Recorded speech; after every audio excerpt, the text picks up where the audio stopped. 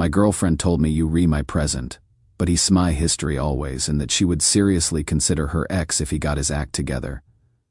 She said it like choosing between dinner options. 3 weeks later, he called, and she did exactly what she promised.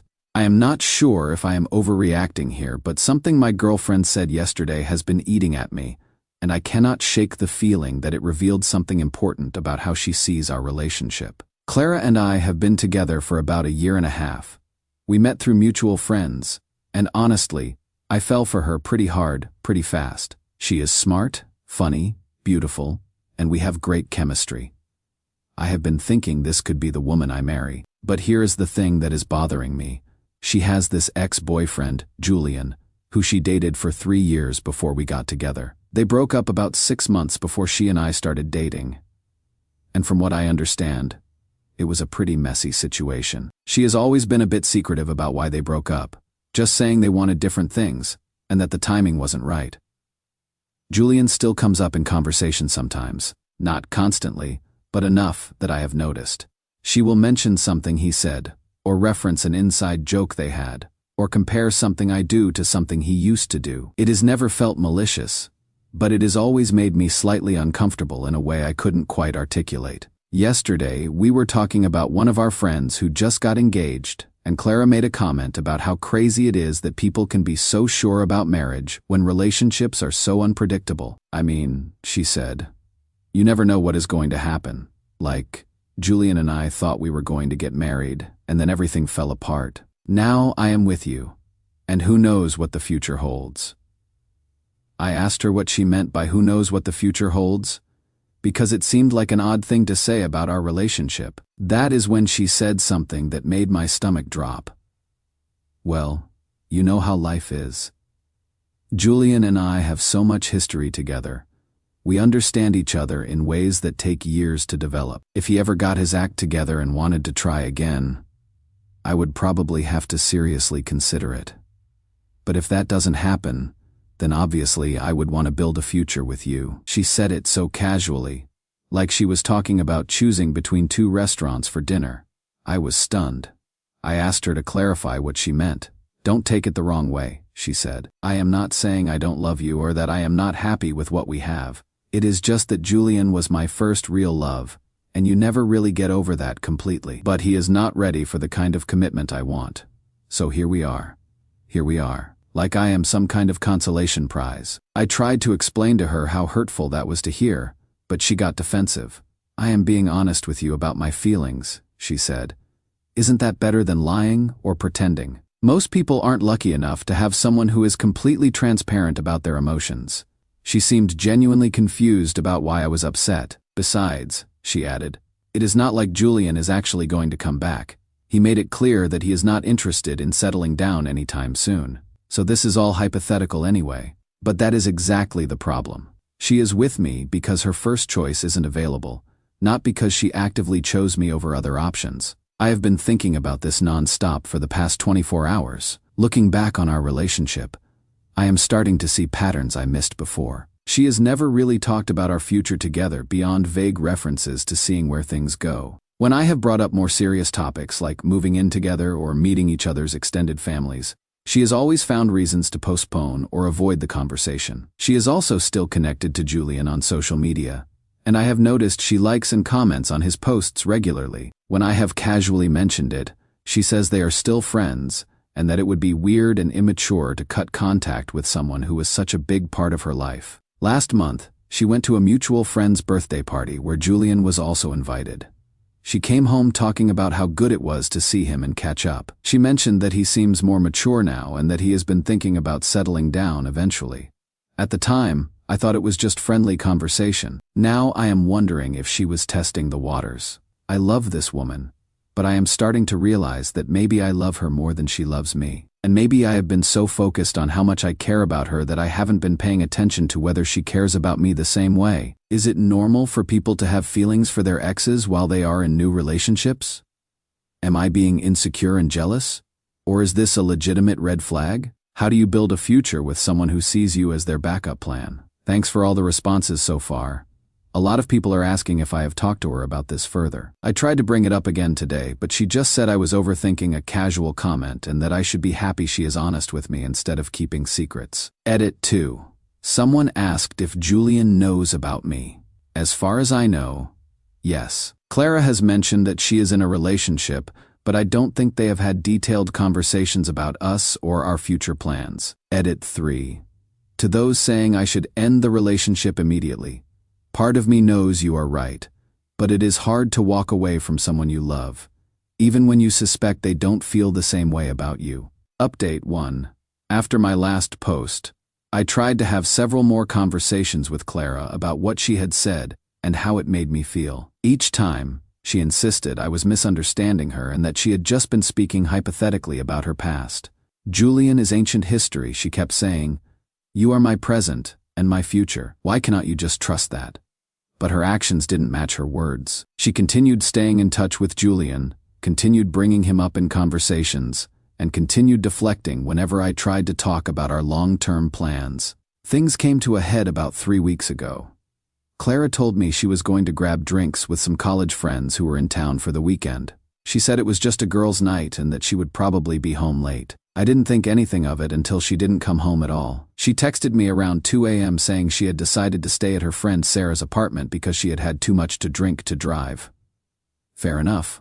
I have done the same thing myself. But when she came home the next day, something felt different. She was quiet, distracted, and kept checking her phone with this little smile on her face that I had never seen before. When I asked about her night, she was vague. It was fun, she said. Just good to catch up with everyone. When I asked specifically about who was there, she rattled off some names quickly and changed the subject.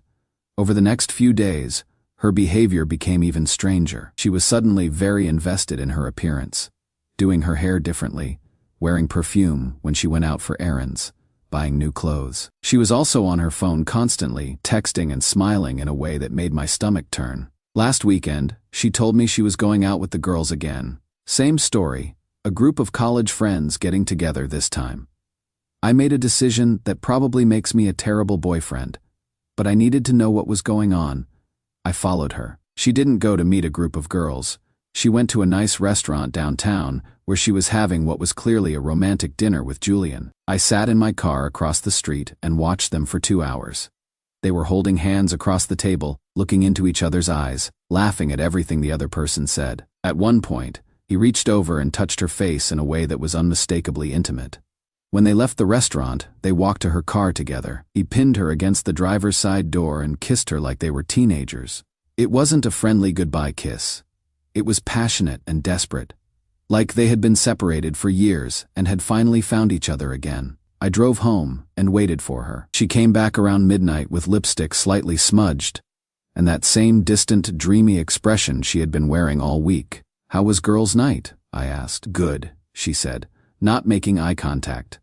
Sarah's going through some stuff with her boyfriend, so we spent most of the night talking through that. I asked her to look at me and tell me the truth about where she had been. That is when she broke down completely. I didn't mean for this to happen, she said through tears. Julian reached out to me a few weeks ago. He said he had been thinking about us and realized he made a mistake letting me go. He asked if we could talk, just as friends, to get some closure. Closure turned into drinks, which turned into dinner, which turned into them realizing they still have feelings for each other. He is changed. Noah, she said. He is ready for commitment now. He wants to get married, have kids, build a life together. Everything I always wanted from him but thought I had never get. I asked her what that meant for us. I don't know, she said. I love you, but Julian and I have history. We understand each other in ways that you and I are still developing. I never stopped loving him, even when I fell in love with you. There it was. Confirmation of what I had suspected all along. I was never her first choice. I was just the guy who was there while she waited for Julian to figure out what he wanted. I asked her if she was leaving me for him. I don't know what I am going to do, she said. This is all happening so fast. Julian wants us to get back together officially, but I care about you too. I need time to figure out what is right for everyone involved. Figure out what is right for everyone involved. Like I am just another factor in her decision-making process. I told her she needed to choose, and she needed to choose now. I wasn't going to sit around and wait while she decided whether I was worth keeping. "That is not fair," she said. "You cannot give me an ultimatum when I am trying to work through complicated feelings. Julian and I have 3 years of history together. You cannot expect me to just throw that away without thinking it through." I told her I wasn't asking her to throw anything away. I was asking her to decide if she wanted to be in a relationship with me or not. "It is not that simple," she said. "Why cannot we just take a break while I sort this out?" "You mean too much to me to lose completely." A break, so she could explore her options without giving up her safety net. I told her there wouldn't be a break. There would be a decision. She chose Julian, not immediately and not directly, but she chose him. She said she needed space to think, which we both knew meant she needed space to see where things went with Julian without losing me as a backup plan. I packed a bag that night and went to stay with my brother. I haven't spoken to Clara since, except to arrange picking up my things from her apartment. From what I hear through mutual friends, she and Julian are back together officially. They have been posting on social media like they never broke up, and she has been telling people that we mutually decided to end things because we realized we wanted different things. What hurts the most isn't losing Clara. It is realizing that I never really had her in the first place. Edit. A lot of people are asking if I am okay. Honestly, no. But I am getting there. Starting therapy next week and trying to figure out what I missed and how to avoid this situation in the future. Edit 2. To those asking if Clara has tried to contact me, she has sent a few texts saying she hopes we can still be friends, and that she never meant to hurt me. I haven't responded. Edit 3. Several people have pointed out that she was essentially cheating on me for weeks before she made her decision.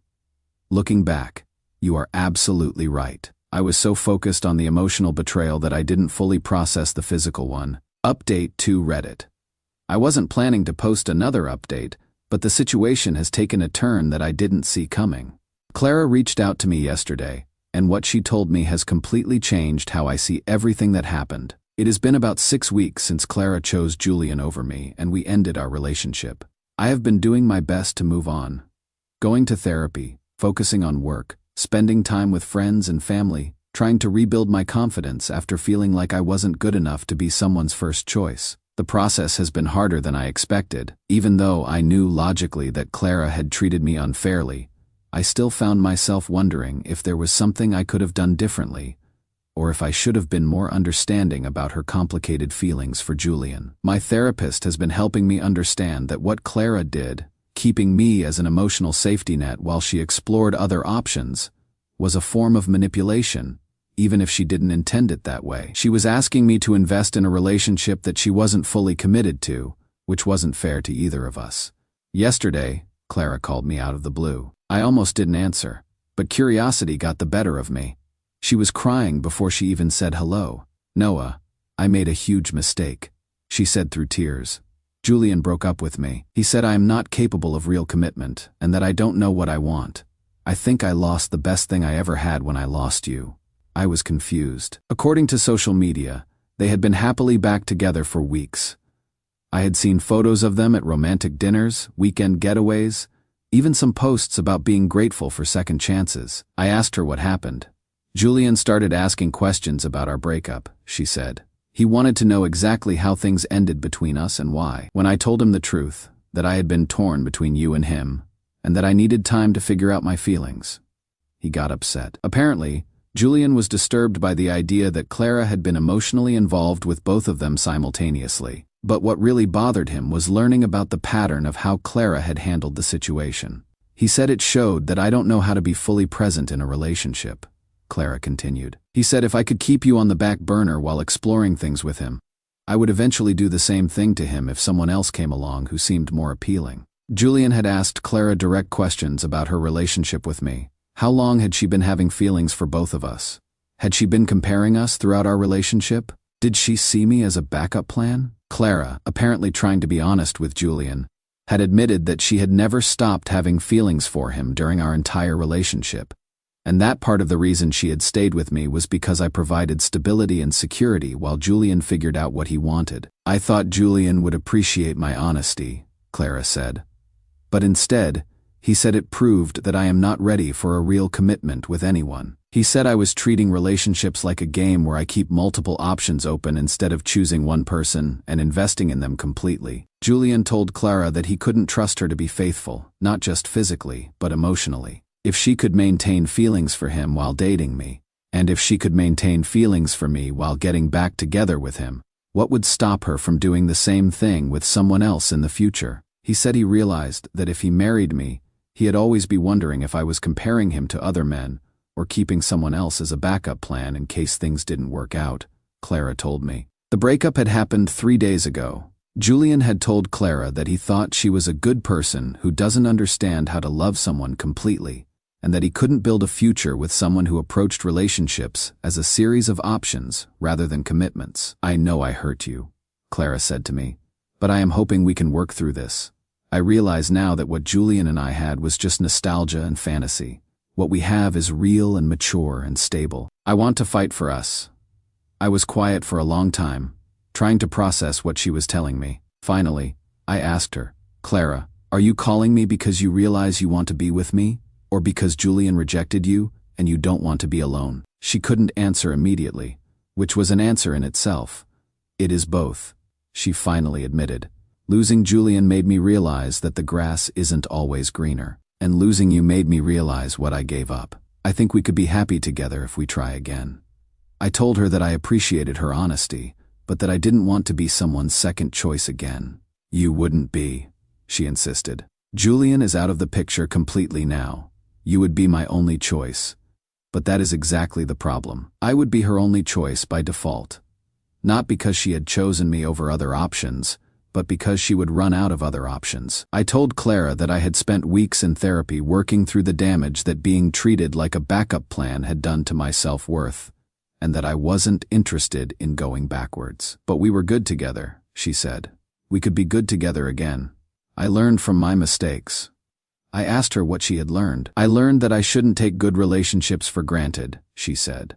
I learned that stability and loyalty matter more than excitement and passion. I learned that you were the one who was actually ready to commit to building a future together. All of those things were true, but they were also the same reasons she had given for staying with me when she thought Julian wasn't available. She was describing me like a consolation prize that she had learned to appreciate after her first choice didn't work out. I told Clara that I hoped she would find happiness, but that it wouldn't be with me. She asked if there was anything she could say or do to change my mind. I told her that the person I had fallen in love with was someone who chose me enthusiastically, not someone who settled for me reluctantly. I couldn't go back to wondering if she was comparing me to Julian or keeping her eyes open for someone better.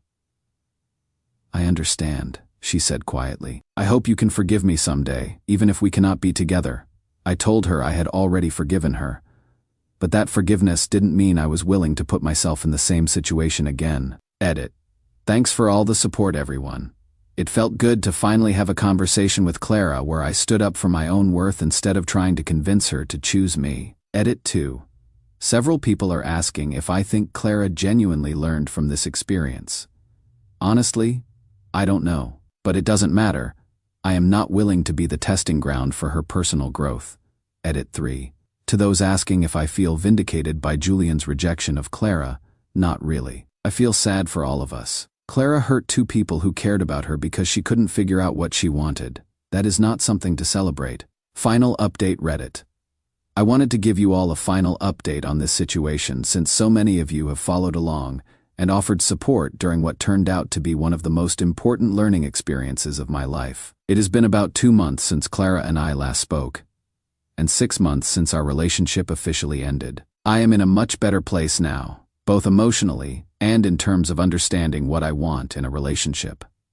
First, let me address Clara's situation, since some people have asked. From what I have heard through mutual friends, she has been single since Julian left her. She has apparently been doing some soul-searching and has started therapy to work on what one friend described as her fear of commitment and pattern of keeping multiple options open. I heard she briefly tried to date someone new about a month ago, but it didn't work out because she was still processing her feelings about her past relationships. I take no satisfaction in knowing she is struggling.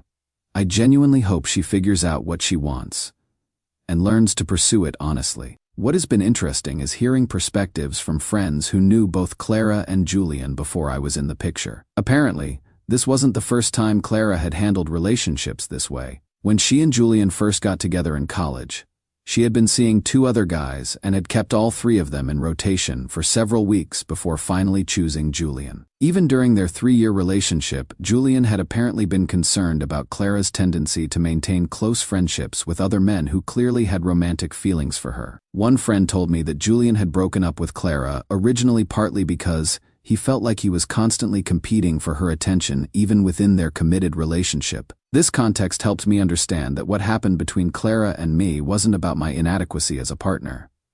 It was about Clara's pattern of approaching relationships as a collection of options rather than a single commitment. As for my own progress, therapy has been incredibly helpful.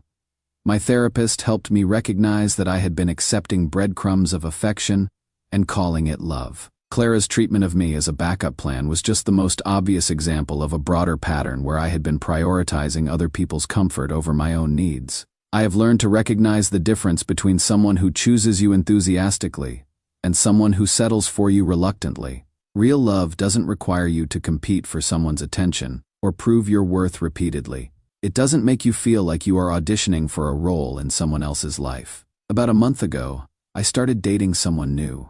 Her name is Emma, and the contrast with Clara has been eye-opening. Emma talks about our future together with excitement rather than uncertainty. She includes me in her plans naturally rather than treating our relationship like something she might outgrow. When she talks about her past relationships, it is with closure and perspective rather than lingering attachment. Most importantly, I never wonder where I stand with Emma. She chose me clearly and continues choosing me every day through her words and actions. There is no ambiguity, no competition, no sense that I am being evaluated against other options. The difference in how secure and confident I feel in this relationship has shown me how much anxiety I was carrying during my time with Clara. I had attributed that anxiety to my own insecurity, but now I understand it was a natural response to being in a relationship with someone who wasn't fully present or committed. I have also learned to pay attention to early warning signs that I missed with Clara. When someone talks frequently about their ex, maintains close contact with people who have romantic feelings for them, or seems uncertain about their commitment to you, those aren't just quirks to work around. They are important information about how that person approaches relationships. Looking back, Clara had shown me exactly who she was and how she operated. She would literally told me that she would consider getting back with Julian if he got his act together. She had maintained emotional intimacy with her ex throughout our relationship. She had avoided conversations about our future and deflected questions about her level of commitment. I had seen all of these red flags but had chosen to interpret them charitably because I was so focused on how much I cared about her. I thought my love could overcome her uncertainty, or that if I was patient enough, she would eventually choose me completely.